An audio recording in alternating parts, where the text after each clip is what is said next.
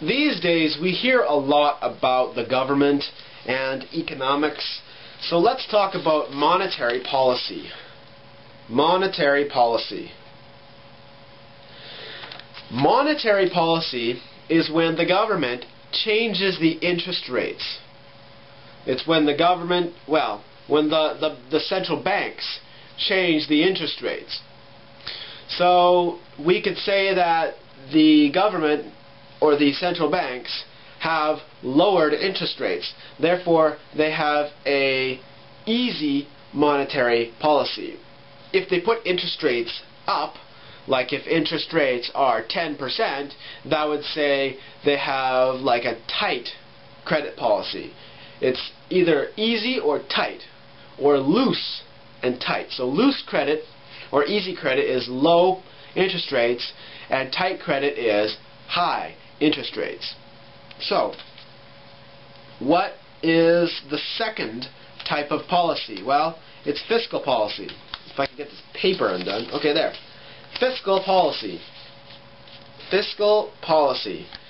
Fiscal policy is how much how much money does the government spend to try to like build roads, build schools, have hospitals. That's fiscal policy. So we hear a lot about fiscal stimulus. Well, the so-called stimulus is part of fiscal policy. And again, they can have a loose fiscal policy where they just spend like crazy, or they have a tight fiscal policy where they save money and try to have a surplus. So, what is productivity? This is a measure called productivity. Productivity. Productivity means how much stuff do we make for how many hours we work. So if we're building a lot of stuff and we don't work very much, we have high productivity. But if we work all the time, every day working, and we're not building much, we're building very little, then that would be a low productivity. And the way the government calculates productivity is GDP divided by number of hours worked.